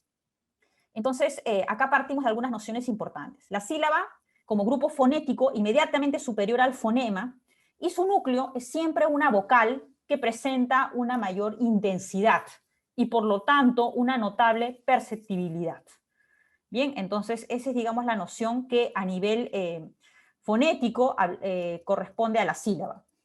En el idioma español la sílaba tiene obligatoriamente una vocal, ¿no?, que constituye el núcleo y el cual puede estar opcionalmente precedido o seguido de consonantes. Entonces acá tenemos un ejemplo de análisis de sílaba, ¿no? Por ejemplo, en la palabra transporte vamos a analizar solamente la primera sílaba, que es trans, ¿no? En el caso de trans tenemos como núcleo justamente la A, ¿no?, que corresponde a la vocal, que está en este caso en el centro, ¿no?, de este grupo fonético, y las consonantes que la anteceden se denominan cabeza, ¿no?, y las consonantes que le siguen se denominan coda. Bien, ahora la cabeza de una sílaba está compuesta por consonantes denominadas explosivas, ¿no? ¿Qué implica esto? Que van delante de la cabeza y ocupan una posición silábica prenuclear, ¿no? Esas son las consonantes explosivas, que dentro del de la sílaba, están antes del núcleo. Por otro lado, la coda corresponde a lo que se denomina consonantes implosivas, que son términos que hemos estado viendo, ¿no?, anteriormente. ¿Qué significa implosiva? Que va detrás de la cabeza o núcleo y ocupan una posición silábica postnuclear, ¿no? Entonces tenemos en este caso justamente la sílaba trans. Ahora, como ya se ha visto anteriormente, puede existir el caso de sílabas, ¿no?, y de hecho lo hay, que solamente estén compuestas por una vocal, ¿no? Y en ese caso, esa vocal sería el núcleo, no habría cabeza, no habría coda. Entonces, digamos que este análisis de sílabas es justamente un ejemplo de estos tres elementos que podrían aparecer en una sílaba, ¿no? Cabeza, núcleo y coda. Acá en la parte superior también estoy colocando este esquemita porque también algunos autores lo denominan, en vez de cabeza, utilizan el término ataque o margen prenuclear, y en vez de coda, el término margen postnuclear, ¿no? O sea, digamos que los términos son indistintos, ¿no? El caso es que permiten ilustrar la estructura de una sílaba compuesta de esta manera. A ver, Claudia, si en el caso de una sílaba haya una vocal cerrada y una abierta, ¿cuál de ellas sería? A ver. Si en el caso de una sílaba haya una vocal cerrada y una abierta, ¿cuál de ellas? Ya, eso, Claudia, lo vamos a resolver luego, justamente cuando veamos el tema de semiconsonantes y semivocales, ¿ya? En unos momentos vamos a resolver, o ustedes mismos van a resolver justamente esa duda, ¿ya? Sí. Entonces, ya, primero conocer esta estructura, ¿no? El tema de la sílaba. Ahora bien, tenemos otro término clave que es de los márgenes, ¿no?, que justamente son aquellos elementos consonánticos o vocálicos que forman la periferia del núcleo, ¿no? Al margen que antecede al núcleo y constituye la fase inicial de la sílaba se le llama explosivo, que es justamente lo que hemos visto antes, debido a que los órganos articulatorios, de pasar de una posición casi de cierre, alcanzan al llegar al núcleo el máximo de sonoridad, ¿no?, como el TR, ¿no? ¿no? Apertura, intensidad y perceptibilidad. Por el contrario, al margen que le siga el núcleo, se le llama implosivo, como en el caso de la NS, ¿no?, en esta sílaba trans, ya que de la abertura máxima, que sería la A, los órganos de articulación retornan a la fase inicial de cierre, trans, ¿no? Entonces, acá justamente también tenemos, por otro lado, esta clasificación, ¿no?, las clases de sílabas, y podemos hablar de sílabas abiertas o libres, que son aquellas que acaban en vocal, ¿no?, como en el caso de ten, ta, da, ¿no?, son sílabas que acaban en vocal. Y tenemos, por otro lado, las sílabas que acaban en consonantes, que serían las sílabas cerradas o trabadas, como en el caso de pien, ¿no?, n, sas. ¿Se dan cuenta? Entonces, bueno, estos son, como les decía, algunos términos claves, algunos conceptos claves que son importantes de conocer, ¿no? Las sílabas abiertas o libres, por un lado, terminan en vocal, y por otro lado, las sílabas cerradas o trabadas acaban en consonante. Bien. Ahora bien, una cuestión también importante en cuanto a la sílaba es lo siguiente, ¿no? Y esto seguramente ustedes también ya lo manejan. En una palabra compuesta de varias sílabas, una sola de ellas forma el núcleo, la cual recibe el nombre de sílaba tónica, ¿no? Que justamente es donde hay una mayor fuerza de voz, ¿no? Con la mayor tensión justamente de los órganos articulatorios, mayor intensidad, mayor sonoridad. Las otras sílabas son denominadas átonas, ¿no? Recordemos un poco lo que ya hemos visto anteriormente, probablemente en el colegio, en los estudios de universidad, ¿no? Sílaba tónica, sílabas átonas. Por otro lado, acá también pareció importante indicar las posibilidades de formación de sílabas en español, o sea, cómo pueden estar compuestas las sílabas. En este caso en particular, tenemos estas 9 posibilidades, ¿no? Las sílabas pueden estar conformadas por una sola vocal, como en el caso de día, ¿no? En el caso de día, la sílaba A está compuesta por una sola vocal. Acá estoy colocando corregir en el material, porque me parece que en el material está más bien resaltada la sílaba di y no la sílaba A. Entonces lo que debería estar resaltado acá es la sílaba A, porque refleja justamente esta estructura silábica en la que una sílaba puede estar compuesta solo por una vocal, ¿ya? Otra posibilidad de estructura silábica es la de consonante vocal, ¿no? Por ejemplo, en el caso de toma, ¿no? La T es una consonante y la O es una vocal. Otro caso, otra posibilidad de formación de sílabas es el de la vocal consonante, ¿no? Como en el caso de ángel, an. Otra posibilidad es la de consonante, vocal consonante, como en el caso de simple, ¿no? Sim, consonante, vocal consonante. Otro caso, otra posibilidad de estructura silábica es la de consonante, consonante vocal, como en el caso de trapo, ¿no? T-R-A, consonante, consonante, vocal. Otra posibilidad es la de vocal, consonante, consonante, como en el caso de ins, ¿no? Consonante, vocal, consonante, consonante. Otra posibilidad es la de consonante, vocal, consonante, consonante, ¿no? Como en el caso de constitución, ¿no? El constitución, ese cons, consonante, vocal, consonante, consonante. Otra posibilidad es la de consonante, consonante, vocal, consonante, ¿no? Por ejemplo, en el caso de grande, gran, también, ¿no? Y finalmente tenemos como última posibilidad de estructura silábica la de consonante, consonante, vocal, consonante, consonante, como en el caso de transporte, ¿no? Que son menos comunes, por cierto, pero existen. Bien, no sé si hasta acá, por favor, alguna pregunta o comentario, me van avisando con confianza, ya van levantando la mano, me van comentando en el chat, que estoy siempre atenta a sus consultas y comentarios. Bien, entonces esto es a nivel de sílaba, ¿no? Creo que no representa mayor complejidad, es bastante sencillo, pero sí es importante de todas formas que lo tengamos en cuenta, y justamente si ustedes revisan nuevamente la actividad grupal, hay una parte en la que se pide graficar, ¿no? Justamente las estructuras silábicas que se están utilizando como parte de las palabras que ustedes han colocado en el texto que van a crear. Bueno, otra cuestión importante acerca de la estructura de las sílabas, ¿no? En la posición prenuclear solo se permiten 2 consonantes cuando la segunda es lateral o vibrante, ¿no? Por ejemplo, en el caso de precio o claro. Bien, entonces, por ejemplo, en el caso de precio, acá tenemos 2 vocales consonantes que están seguidas y que corresponden a una misma sílaba, porque la segunda, en este caso la R, sería una vibrante, ¿no? Igual ocurre en la palabra claro, ¿no? La C y la L están dentro de una misma sílaba porque la segunda consonante, en este caso, es una lateral. Si la segunda consonante no es líquida, líquida se refiere, ojo, o a consonantes líquidas son tanto las laterales como las vibrantes, ¿de acuerdo? Eso es un término que también se utiliza para encerrar, ¿no? A las laterales y a las vibrantes, o sea, la L y la R, se separa formando una nueva sílaba. Por ejemplo, en el caso de actuar, ¿no? O sea, es impensable que en una misma sílaba la C y la T estén juntas, ¿no? En español no se da esto. Entonces, ¿qué pasa cuando aparecen juntas en una palabra? Se separan, ¿no? Actuar, ¿no? La C y la T no pueden estar juntas en una misma sílaba. ¿De acuerdo? Eso es lo que se está mencionando. Por otro, eso es en la posición prenuclear. En la posición postnuclear, 2 consonantes podrían estar juntas siempre que se trate de la combinación NS.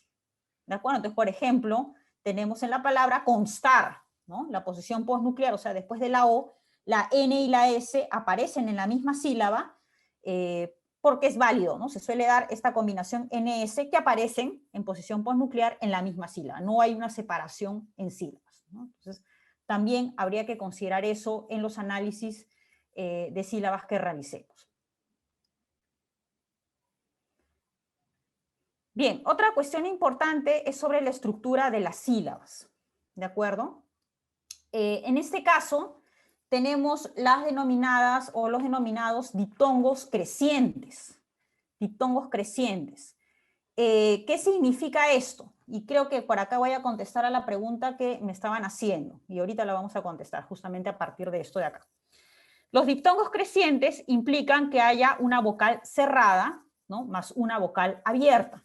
Entonces, por ejemplo, tenemos el caso de tiene, ¿no?, el caso de patria. Entonces, esos son los diptongos denominados crecientes, ¿no? Cuando en esta sílaba hay una vocal cerrada y hay una vocal abierta. Y por otro lado, tenemos los diptongos decrecientes, cuando tenemos primero la vocal abierta y luego la vocal cerrada, ¿no? Como en el caso de ley, como en el caso de aire, ¿no? Primero aparece la vocal abierta y luego aparece la vocal cerrada en esa sílaba. Ahora bien, acá abajo algo importante que seguramente habrán notado, ¿no?, en la transcripción fonética.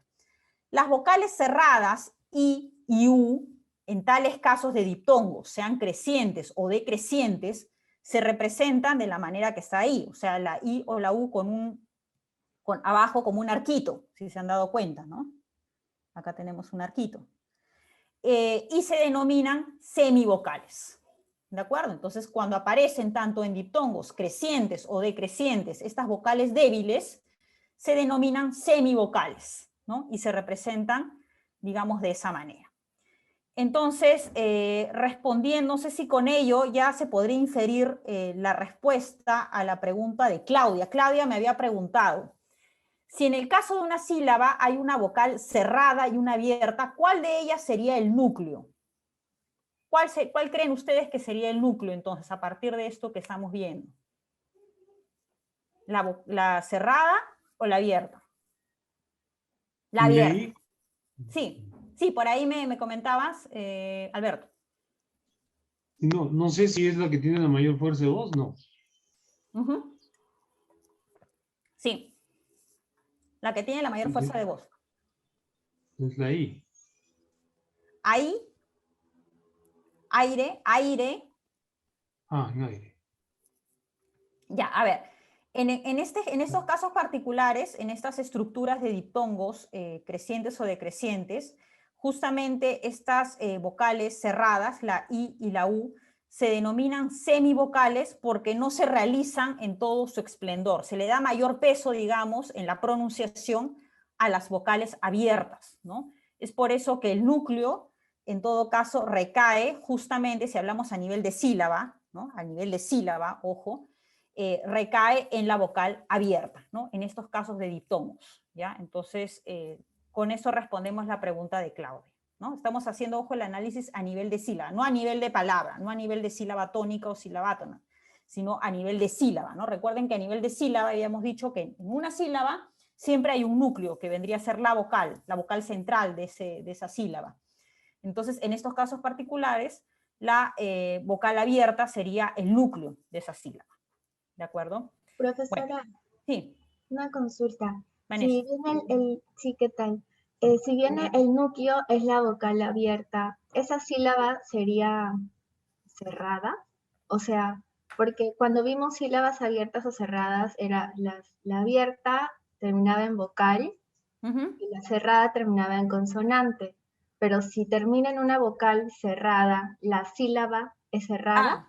No, es abierta. Igual sigue siendo vocal, por eso es semivocal, digamos, ¿no? Se le llama el semi, pero sigue siendo finalmente una vocal, ¿no?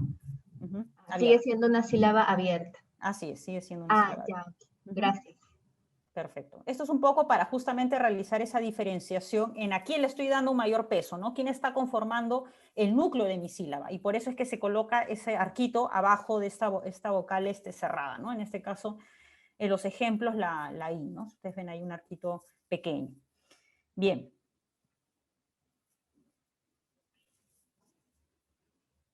También aplica para los triptongos, Claudia, exactamente, sí. Aunque, bueno, en español es menos común el uso de triptongos, pero sí, también aplica el mismo caso. Ahora bien, esto ya también es importante y creo que me lo preguntaron por ahí la vez pasada, ¿no? Y lo han debido ver además en las representaciones a nivel fonológico. En algunos, y a nivel fonético sobre todo, en algunos diptongos crecientes y decrecientes, la vocal cerrada es considerada semiconsonante, ¿no? Y se representa de la siguiente manera. Entonces, en algunos diptongos, repito, sean crecientes o decrecientes, la vocal cerrada es considerada una semiconsonante y se representa de la siguiente manera. Y ahorita vamos a ver acá en el cuadrito justamente esas posibilidades.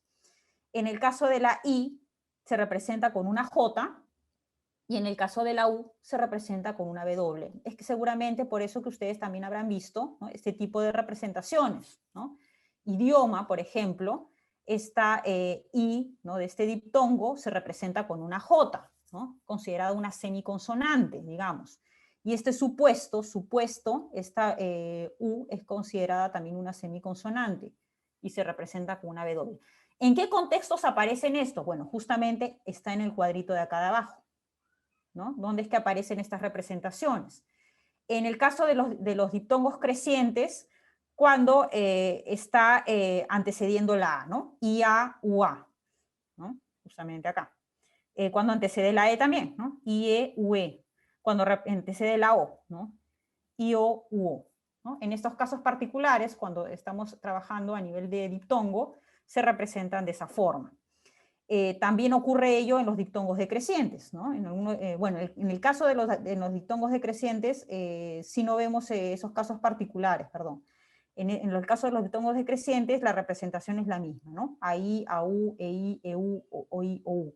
Y más bien hay algunos casos homogéneos, como cuando van acompañados de otra vocal débil, en donde sí se ve este fenómeno, digamos, ¿no?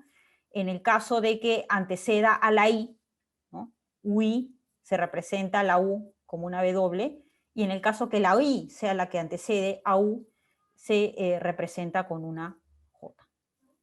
¿Ya? Entonces, bueno, digamos que esas son las posibilidades de representación. Y seguramente, como les decía, ustedes habrán visto este tipo de representaciones en diptongos específicamente, y es por esta razón, ¿no? Es por esta razón. En esos casos particulares, en el caso especialmente de los diptongos crecientes, ¿no?, y en el caso de los homogéneos también, se dan esas posibilidades de que al combinarse con otra vocal, ¿no?, específicamente una vocal cerrada con una vocal débil con una cerrada, se produce ese fenómeno y la vocal débil es denominada, como les decía, semiconsonante, ¿no? La mayor fuerza de voz, ¿no?, o la importancia en la fuerza de voz recae justamente en esta vocal abierta, ¿no?, que sería la A, la E o la O. ¿Sí, Vanessa? Perdón, sí. Sí tengo ahí dudas por el por qué, porque la I del inicio de la palabra y la I de la siguiente sílaba, o sea, no es que entre esas sí haya diferencia, por lo que tendría que representarlas de manera distinta. O sea... No comprendo, a ver, por ejemplo, ¿a qué te refieres? Si yo digo idioma, por ejemplo, esta I no tiene una entonación o una pronunciación distinta a la segunda I. ¿Por qué tendría que tener una representación distinta? Eso es un ya. A ver, esto se da en el caso de los diptongos en particular, ¿no? La I, en este caso en particular, bueno, está solita, ¿no? Representa una sola sílaba, se coloca tal cual, ¿no?, su fonema, y en el caso del dio sí ocurre el diptongo. Ahora, esto de acá se denomina semiconsonante porque está al costado de una vocal, ¿no?, en este caso una vocal abierta, y lo que se quiere dar a entender con ello es que la mayor fuerza de voz, ¿no?, o digamos la abertura mayor que se da en esa sílaba está representada por la O, ¿no?, en este caso en particular, ¿no?, idioma, ¿no?, idioma. La I casi no se pronuncia, ¿no?, idioma. O sea, la pronunciación en todo caso enfatiza en la O, si ustedes se dan cuenta, ¿no? Igualmente en el caso de supuesto, ¿no?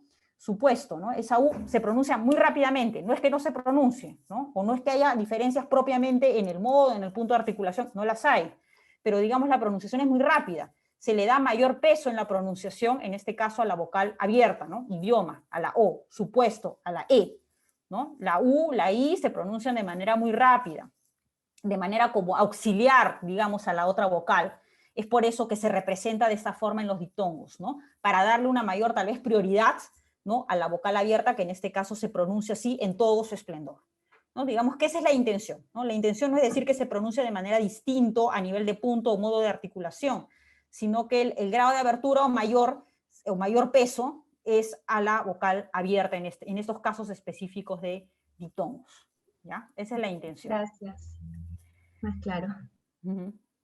Claro, yo no me tomo el tiempo, por ejemplo, en decir idioma, ¿no? Idioma, o sea, supuesto, o sea, a no ser pues que la persona esté pronunciando de manera, ¿no?, de manera bastante lenta, ¿no?, bastante enfatizada en todos los sonidos, pero eso no se suele dar en la cotidianidad, ¿no? En la cotidianidad desarrollamos el habla de manera bastante fluida, ¿no? Y decimos idioma, supuesto, ¿no? No pronunciamos cada una de las vocales de manera pausada. Entonces, es un poco lo que quiere recoger, ¿no? Cómo se da en el habla cotidiana. Bien, entonces, bueno, esto es básicamente en cuanto a los diptongos. Creo que esta parte había quedado pendiente porque ustedes la habrán visto, como les digo, estas representaciones, y seguramente algunos se habrán preguntado por qué, ¿no? ¿Por qué hay una J, por qué hay una W? Bueno, esa era la razón en el caso de los diptongos, especialmente en los crecientes y en los homogéneos, ¿no? Bien. Por otro lado, el tema de la entonación, ¿no?, que también es bastante importante. La entonación es la variación en la sucesión de alturas, subidas y bajadas o frecuencias, ¿no?, al pronunciar las sílabas que componen una palabra, considerando el contenido que se quiere comunicar. La entonación varía si el objetivo comunicativo es preguntar, enunciar, dar una orden o expresar admiración, ¿no? Si bien en el caso de nuestra lengua no es propiamente una lengua tonal, sí hay diferencias a nivel pragmático, ¿no?, de la manera como entonamos un enunciado de otro, ¿verdad? Entonces, es muy importante tener en cuenta esas diferencias de entonación. Con las variantes de entonación, las cuerdas vocales vibran diferente en lo que respecta a su frecuencia. Y con ello queremos decir también que en el caso del tonema, un concepto clave sería el tonema, que es justamente la unidad de medida de la entonación. Entonces, cada subida, bajada o mantenimiento del tono es un tonema, ¿no? Un poco para que nos vayamos habituando a estas denominaciones. Entonces, tenemos tonema ascendente cuando nos referimos precisamente a esta subida en la entonación, tonema descendente cuando nos referimos a la bajada en la entonación, o tonema horizontal cuando justamente, bueno, se mantiene la misma entonación, ¿no? Por otro lado, en el caso del grupo fónico, siempre que el hablante produce un sonido, hace dos tipos de pausas, ¿no? La pausa larga y la pausa breve. Las pausas breves sirven para separar cláusulas del resto del enunciado. Y por otro lado, las pausas largas sirven para separar oraciones y para respirar. Cada pausa separa un grupo fónico, ¿de acuerdo? Entonces tenemos en realidad distintos niveles. Tenemos, ya hemos visto un poco a nivel de fonemas, ¿no?, a nivel de sílabas en cuanto a la pronunciación, a nivel de palabras y a nivel de grupo fónico, ¿no? Y en un mismo grupo fónico en realidad puede haber más de una palabra, ¿no? O sea, podemos, a la hora de pronunciar, justamente no es que a la hora de pronunciar pronunciemos cada palabra de manera pausada, no, generalmente armamos grupos fónicos compuestos por varias palabras, ¿no?, que componen justamente nuestras unidades de habla. Vamos a ver un poco eso justamente en estos tipos de entonación. Ahora bien, los enunciados pueden ser en realidad de 4 tipos según su entonación, ¿no? Podemos tener enunciados propiamente enunciativos, interrogativos, exclamativos y exhortativos.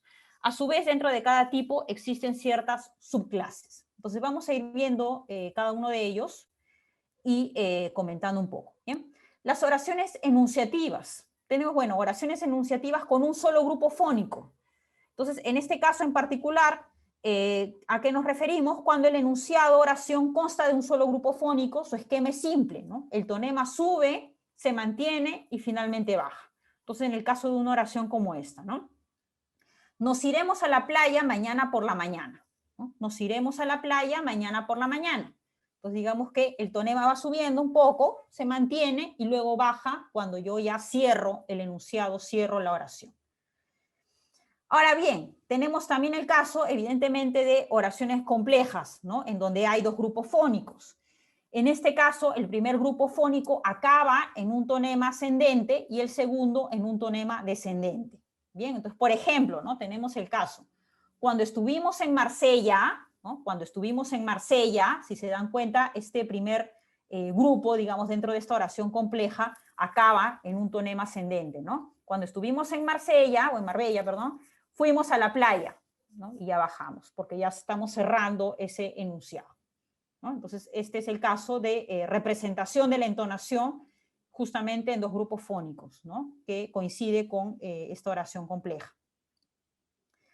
Tenemos el caso también de varias enumeraciones que están dentro de una misma oración, ¿no? Y que también tienen su esquema propio. En este caso, cada enumeración acaba con un tonema descendente, excepto la que se encuentra delante de la conjunción i, ¿no? U o, que tiene el tonema ascendente. Entonces vamos a ver, ¿no? El chico compró regaliz, ¿no? Es un tonema, ¿no? El chico compró regaliz, chuches, palomitas, pipas, se va manteniendo, ¿no? Y, ya, y cuando yo pronuncio ese i, esa conjunción que me da la idea de que lo que sigue es el último elemento enumerado, y ese i tiene un tonema más ascendente, unos chicles, ya, y ahí ya bajo, ¿no? Tonema, ya acaba la oración, tonema descendente. ¿Se dan cuenta, no? Entonces, este es el caso de varias enumeraciones, ¿no? El chico compró regaliz, chuches, palomitas, tonema se mantiene, pipas, y sube y luego baja, ¿no? Unos chicles. Ahora bien, también tenemos oraciones que incluyen aposiciones y explicaciones, ¿no? Cuando dentro de la oración principal incluimos una aposición o una cláusula subordinada explicativa, el elemento insertado mantiene un tonema horizontal, pero la primera parte de la oración principal queda en suspenso. Entonces, por ejemplo, ¿no? Los gusanos de seda, y ahí sí se dan cuenta, ¿no? Los gusanos de seda, ahí el tonema se aumenta un poco, ¿no? Sube.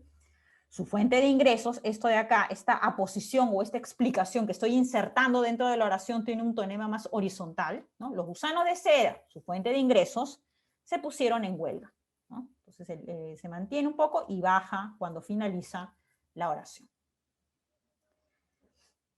Luego tenemos también oraciones interrogativas. En este caso, la estructura depende de la presencia o no del pronombre interrogativo. Entonces tenemos el caso de una oración con pronombre interrogativo. Entonces, cuando tenemos pronombre interrogativo, el tonema ascendente es muy elevado al principio y acaba ascendiendo o descendiendo. Entonces, por ejemplo, ¿no? Podemos decir, ¿y cuándo vendrán tus hermanos a casa? ¿No? ¿Y cuándo vendrán? ¿Y cuándo? ¿Y cuándo hace que el tonema suba, ¿no? Se eleve? ¿Y cuándo vendrán tus hermanos a casa? O podemos decir también o preguntar, ¿no? ¿Y cuándo vendrán tus hermanos a casa? ¿No? O sea, las dos preguntas en realidad pueden darse, ¿no? Se realizan, depende de cómo el hablante decida hacer la pregunta. O sea, podemos terminar con un tonema descendente o con un tonema ascendente, ¿no? Ambas posibilidades son válidas, se dan en el castellano. El caso es que ambas inician así con un tonema muy elevado, ¿no? Por la presencia del pronombre interrogativo. Y también tenemos preguntas, obviamente, sin pronombre interrogativo. Y en estos casos, la entonación es ascendente al final, ¿no? Entonces, por ejemplo, tenemos esta pregunta, ¿no? ¿Vendréis con nosotros a la playa el viernes? ¿No? Dado que no hay la presencia de un pronombre interrogativo al inicio, el tonema tiene que ser ascendente, de todas maneras, al final, ¿no? Para dar la idea de pregunta, ¿no? ¿Vendréis con nosotros a la playa el viernes? Bien. Bien, luego tenemos también interrogaciones de tipo disyuntiva, ¿no? En este caso, la primera parte es ascendente y la segunda es descendente, ¿no? Entonces, por ejemplo, ¿no? ¿Vendrá al partido hoy o se quedará en casa? ¿No? ¿Se dan cuenta? Entonces, esta primera parte es ascendente, ¿no? ¿Vendrá al partido hoy o se quedará en casa? ¿No? Y ese se quedará en casa es más descendente, ¿no? Es una interrogativa disyuntiva. Ok, Alberto, ahorita te doy el pase, no te preocupes porque nos está faltando estos tres para terminar esta partecita y de ahí te doy el pase. Luego tenemos también oraciones exclamativas, ¿no? En este tipo de oraciones hay una fuerte subida al principio y desde ahí todo el descenso, ¿no? Entonces, ¿qué chaparrón ha caído esta tarde por aquí, ¿no? ¿Qué chaparrón ha caído esta tarde por aquí? En el caso de las oraciones exclamativas hay una fuerte subida al inicio, ¿no? El tonema es ascendente al comienzo del enunciado y luego ya baja. tenemos también el caso de las oraciones exhortativas, ¿no? Cuando se enuncian en forma de orden. Su estructura es similar a la de las exclamativas, ¿no? Por ejemplo, lávate las manos inmediatamente, ¿no? Lávate las manos inmediatamente, ¿no? Hay una subida también al inicio, ¿no? El tonema se produce de manera ascendente. Y bueno, también tenemos los casos de enunciados exhortativos que son suavizados con preguntas al final, ¿no? Entonces, por ejemplo, decimos, lávate las manos, ese lávate de todas maneras empieza con un tonema ascendente, ¿no? Lávate las manos antes de comer, ¿quieres? ¿No? Entonces, en esos casos particulares, bueno, acaba con un tonema ascendente porque estoy colocando una pregunta hacia el final del enunciado. Muy bien, entonces, ahora sí, Alberto, por favor, ¿cuál es tu pregunta? Sí, en el caso de las interrogativas, nosotros tenemos que registrar cómo lo pronunció el que vamos a hacer el estudio. Así y es. después explicaremos si lo pronunció bien o lo pronunció mal, entre comillas. Exactamente. ¿No? Ah, ya, Así es, ok. eso es, exacto, sí. El análisis que ustedes realicen ya a nivel de entonación es cómo lo ha pronunciado esta persona, ¿no? Y se les pide justamente hacer este esquema, ¿no? El tonema es ascendente, de repente todo lo pronunció de manera horizontal, hacer un poco el esquema, explicarlo, ¿no? Y también contrastarlo con, en realidad, cómo se suele dar en el castellano, cómo ha debido ser, digamos, según estos usos, ¿no? Del castellano, esta intencionalidad, ¿no? Sí, de todas maneras, ¿no? Y estos insumos, esto de acá y la manera como pronuncio los sonidos, obviamente van a servir para el método de enseñanza que ustedes van a plantear, ¿no? Porque justamente las estrategias están orientadas a poder superar, ¿no? Estos aspectos en los que están fallando los hablantes. Entonces, si vemos que hay errores en las entonaciones, tendremos que también diseñar estrategias orientadas a superar estos errores. Bien, más preguntas, por favor, en cuanto a esa parte de la entonación. Perfecto, entonces asumo que está claro, miren, no hay preguntas. Si hubiera preguntas en algún momento, por favor, con toda confianza. Entonces ya para ir terminando esta parte, sí, me falta solamente esto de acá. El tema del acento. Bueno, algunas cuestiones importantes que hay que considerar, ¿no? Básicamente existen dos tipos de acento, una primera clasificación, que sería la del acento fijo y la del acento variable. A ver, antes de pasar a esto, Alison nos comenta. Psicología, por ejemplo, sería una...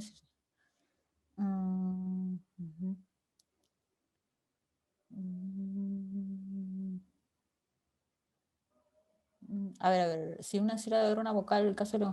Ya, ahí son dos preguntas, ¿no, Alison? Porque, a ver, en el caso de la primera, me dices que en el caso de la posición postnuclear, ya, es que, ojo, estamos viendo a nivel de pronunciación, ¿no es cierto? Estamos sabiendo a nivel de pronunciación. Y la pronunciación de psicología no es psicología, ¿no? Psicología no es la pronunciación es psicología. La P no se pronuncia. Entonces recuerden que todo lo que estamos viendo acá es a nivel de pronunciación, que generalmente, ¿no? En nuestro idioma coincide con la ortografía, pero o con la manera como lo representamos a través de los grafemas. Pero en este caso particular de psicología, que es una palabra proveniente de otro idioma, y que de hecho es aceptada, ¿no? A nivel de escritura en el castellano, a nivel de pronunciación no es que pronunciemos psicología, ¿no? Pronunciamos psicología. Entonces nos basamos en el sonido. Entonces, igual, ¿no? Sigue la regla, porque nos estamos basando en el sonido de la palabra, no en la escritura. ¿Ya? Creo que con eso respondo la primera parte. Ahora, en segundo, dices, si en una sílaba debe haber una vocal, en el caso del lenguaje inclusivo, igualmente, es lo que te estoy diciendo. O sea, estamos hablando, ojo, a nivel de pronunciación, ¿no? A nivel de pronunciación en un lenguaje inclusivo, en realidad no es correcto decir niño, o sea, no se habla así, ¿no? Se dice los niños y las niñas, ¿no? Si estamos hablando de un lenguaje inclusivo. Entonces, igualmente, estamos trabajando a nivel de pronunciación, no a nivel de escritura, ¿ya? Entonces, creo que con eso ya respondo tus inquietudes. Bien. Entonces, en el caso del acento, igualmente, como les decía, tenemos el acento fijo y el acento variable, ¿no? En el acento fijo, la posición de la sílaba acentuada está fija en la palabra, ¿no? Este tipo de acento se observa, por ejemplo, en el idioma polaco, ya que el acento figura siempre en la penúltima sílaba, ¿no? En el caso del polaco, en el caso de otros idiomas, el acento siempre va a estar en la penúltima sílaba, ¿no? El acento pensado como mayor fuerza de voz, ojo, ¿no? Sin embargo, en el idioma español, más bien muestra un acento variable, ¿no? El acento en el español, estamos hablando a nivel de pronunciación, es variable, no es fijo, ya que la posición podría variar. De esta manera, si se mueve la posición del acento, se puede cambiar el significado de la palabra, inclusive, ¿no? Y tenemos acá justamente este ejemplo, ¿no? El ejemplo de las palabras hábito, habitó y habito, en donde justamente se puede evidenciar que el acento es variable, ¿no? Y que justamente donde yo coloque el acento, ojo, acento no necesariamente ligado con la representación ortográfica de la tilde, sino estamos hablando de la mayor fuerza de voz, ¿no? De donde yo coloque el acento va a implicar una diferenciación en el significado de las palabras, ¿no? Entonces, el español es claramente, obedece a un acento variable, ¿no? Podría variar. No aparece siempre la mayor fuerza de voz en la penúltima sílaba, como sí ocurre, por ejemplo, en el polaco o en otros idiomas. Entonces, es importante conocer esa diferenciación porque nos puede tocar estudiantes cuya lengua materna tenga un acento fijo y por lo tanto siempre van a estar pronunciando por la misma costumbre de su lengua materna, por ejemplo, en la penúltima sílaba, ¿no? Siempre van a hacer la mayor fuerza de voz en la penúltima sílaba. Entonces, con estos alumnos hay que trabajar especialmente hacia ello, ¿no? Sabiendo que precisamente el origen de ese error es su lengua materna. ¿Bien? Otra cuestión importante acerca de los acentos es la función que cumple, ¿no? Las funciones que cumple el acento. Tenemos, por ejemplo, bueno, tenemos tres funciones en realidad. La función contrastiva se ejerce en el eje sintagmático entre las secuencias de las unidades al poner de relieve las sílabas acentuadas frente a las no acentuadas, ¿no? Esta función se observa tanto en las lenguas de acento fijo como en las lenguas de acento variable, ¿no? Entonces, justamente, bueno, eso se puede ver muy bien en las palabras de acento variable. Entonces, el contraste que se ejerce entre esta mayor fuerza de voz en la sílaba A y las otras sílabas hacen que yo pueda adjudicarle determinado significado a esta palabra, ¿no? Entonces, es una función contrastiva. Ahora, también existe o no excluye la función distintiva, que justamente se realiza también en el eje paradigmático en las lenguas de acento libre variable. Su cambio de situación sirve para distinguir dos unidades de significado diferente, como en el ejemplo presentado, ¿no? Entonces, sabemos que acá, en este caso particular, la función del acento es diferenciar esta palabra del significado de estas dos, ¿no? Por ejemplo. Entonces, la mayor fuerza de voz, de alguna manera, en una sílaba o en otra, me permiten darle un significado específico a esta palabra o a esta otra, en donde la mayor fuerza de voz está en otra sílaba. Es una función distintiva, ¿no? Del acento. Y también, finalmente, tenemos una función culminativa, ¿no? En este caso en particular, agrupa alrededor de la unidad central otras unidades inacentuadas. Por ejemplo, en la frase, si te acuerdas, díselo.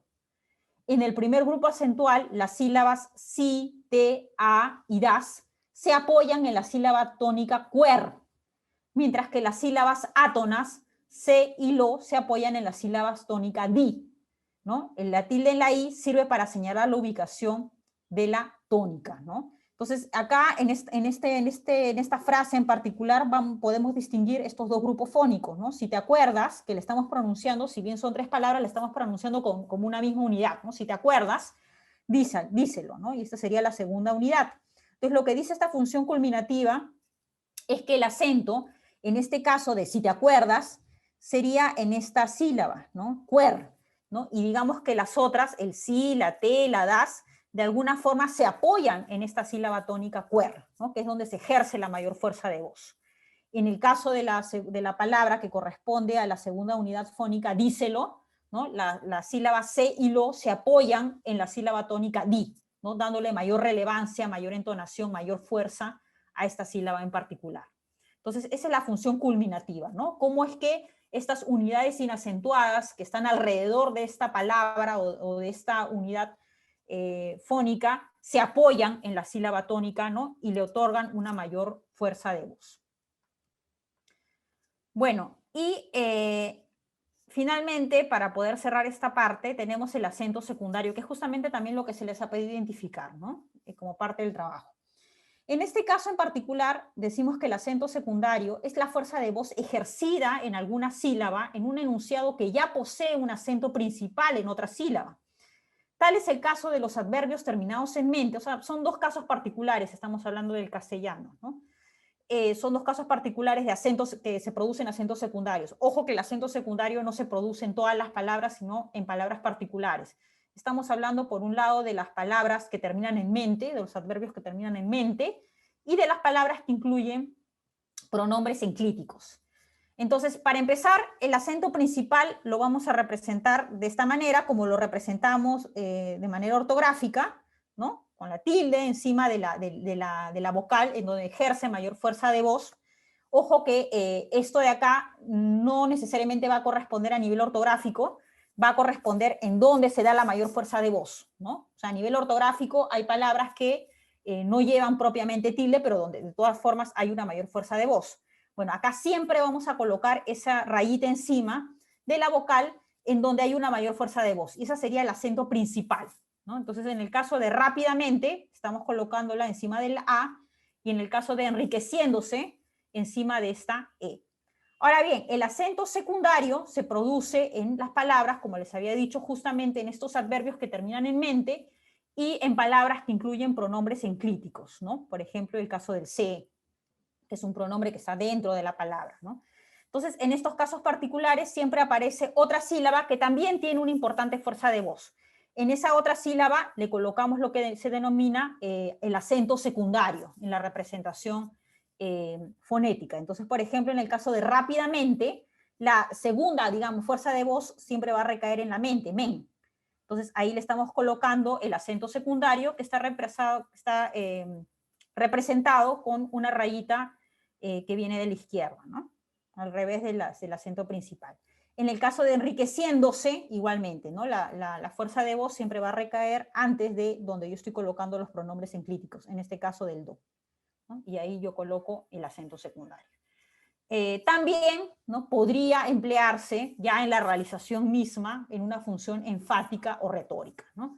Pero digamos que generalmente se producen en estos casos particulares, ¿no? En los adverbios que terminan en mente y en las palabras que incluyen pronombres enclíticos. Bien, y acá quería también mostrarles, ya para finalizar esta parte y para pasar a las preguntas, si las hubiera, algunas palabras con sílabas acentuadas en español, ¿no? Entonces, por ejemplo, tenemos sustantivos de tipo niño, ¿no? La representación a nivel fonológico, por ejemplo, sería así, ¿no? Niño. Adjetivo negro, bueno, sería esto de acá. Pronombre tónico, por ejemplo, en el caso tú no sabes, ¿no? Obviamente acá la mayor fuerza de voz está en tú, ¿no? Y bueno, y en la palabra sabes. En el caso de pronombres indefinidos, bueno, tenemos las palabras algún, otro. En el caso, bueno, y se representan tal cual, ¿no? Justamente corresponde con cómo los redactamos, cómo los escribimos, ¿no? A nivel de grafema. Pronombres posesivos, ¿no? Mía.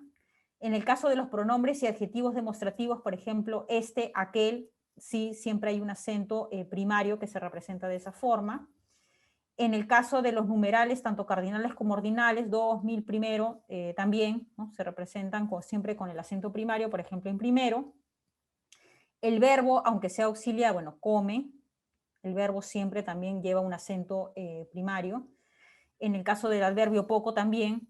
En el caso de las formas interrogativas, cuál, quién, dónde, cuándo, también, ¿no? Por ejemplo, ¿qué quieres? Ese qué siempre va a tener el acento primario, ¿no? En el caso de estos pronombres interrogativos. Y también tenemos, ojo, palabras que no se acentúan, o sea, no tienen un acento, estamos hablando a nivel de representación, ojo, de la pronunciación, ¿no? No se acentúan en español, como en el caso del artículo indeterminado, ¿no? Por ejemplo, el alma. En el caso del enunciado, el alma, solamente se está acentuando al, ¿no? El no, este artículo indeterminado no.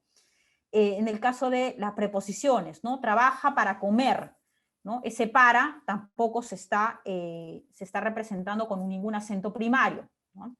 En el caso de las conjunciones copulativas, disyuntivas, adversativas, causales, consecutivas, condicionales y concesivas, tampoco, o sea, no se le coloca el acento primario, porque generalmente, bueno, estas palabras siempre van a estar acompañadas de otras, y son las otras las que tienen una mayor fuerza de voz, es por eso que no se les coloca acento primario.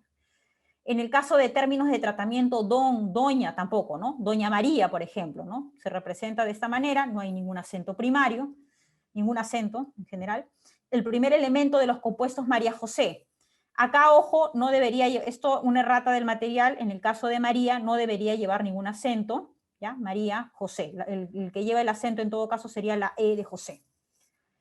Pronombre reflexivo se lo diré seriamente, por ejemplo, ¿no? Acá tampoco, no lleva ningún acento. Los adjetivos posesivos mi padre y mi madre, igual, ¿no? Mi padre y mi madre se representarían de esta manera, y si se dan cuenta, la mi, los adjetivos mi, no llevan ningún acento. Y finalmente las formas qué, cuál, quién, dónde, cuándo, cuánto, siempre que no funcionen como interrogativas o exclamativas, ¿no? Por ejemplo, vino cuando salía, vino cuando salía. Ese cuando no está funcionando ni como interrogativa ni como exclamativa, por lo tanto no se representa con ningún acento, ¿verdad? Entonces, considerar, por favor, estos aspectos importantes en la representación de los acentos. Bien, ¿alguna pregunta, por favor? Comentario hasta acá.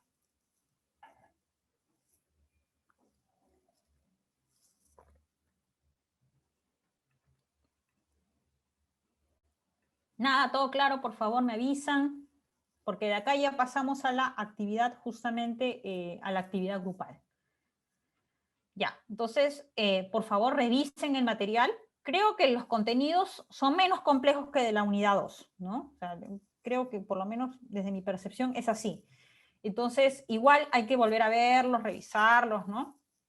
Y ya, como les digo, la unidad 4 corresponde propiamente a la aplicación didáctica de todo lo que hemos estado viendo, ya qué estrategias podemos utilizar, ¿no? Qué aspectos habrá que considerar en los diseños de clase.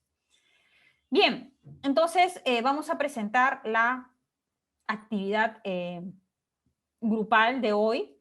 La idea, como les decía, es que la sesión de hoy y la del 7 de agosto, que sería la penúltima sesión, porque recordemos que la quinta sesión está destinada meramente al examen, la idea es que la sesión de hoy y la siguiente, que es la del 7, ustedes puedan ir avanzando la actividad grupal, ¿no? Evidentemente ustedes podrán ir avanzando progresivamente, hay que organizarse a nivel de equipo para que puedan hacerlo, obviamente, pero aprovechemos los espacios de estas 2 sesiones para poder ir avanzando. Entonces la idea es que hoy día iniciemos este trabajo, si es que no lo hemos iniciado aún, y desarrollemos al menos el punto 1, ¿no? Recordemos que el punto 1 corresponde a la elaboración de este texto.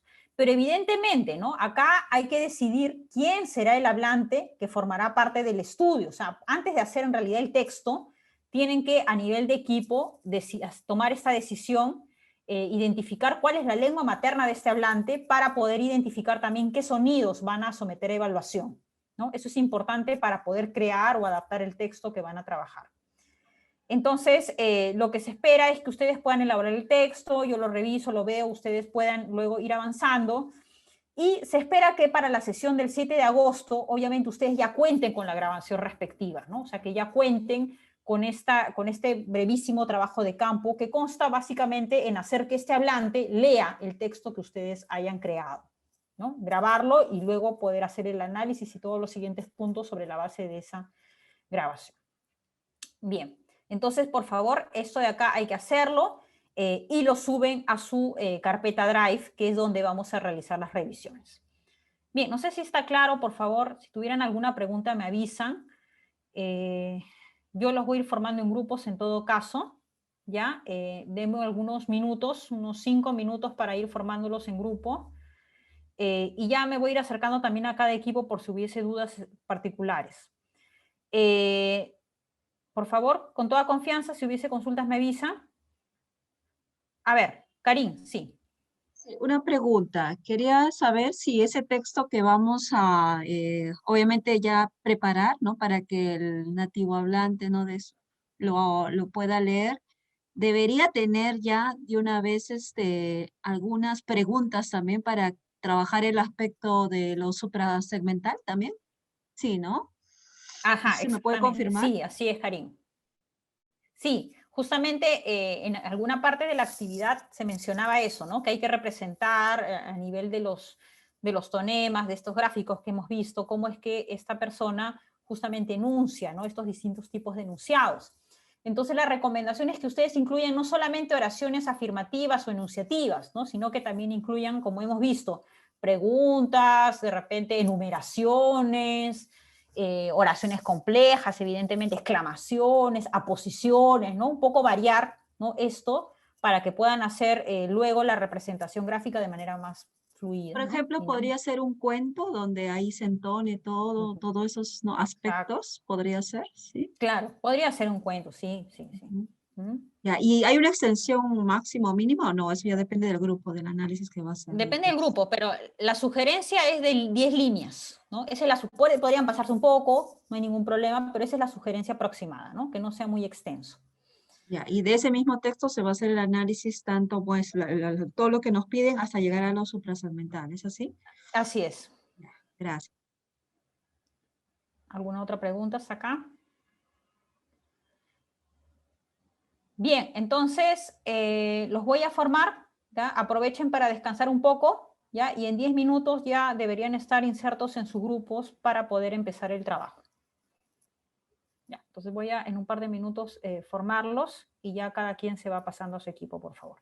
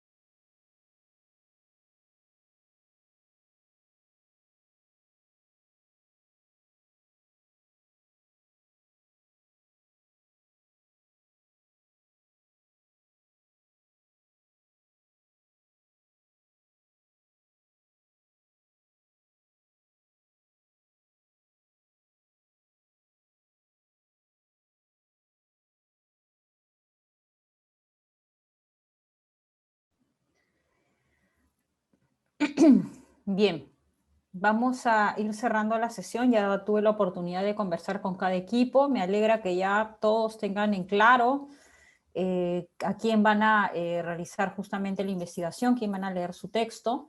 En todo caso, lo que sí les pido es que, por favor, como les dije, vayan colocando sus avances en el Drive.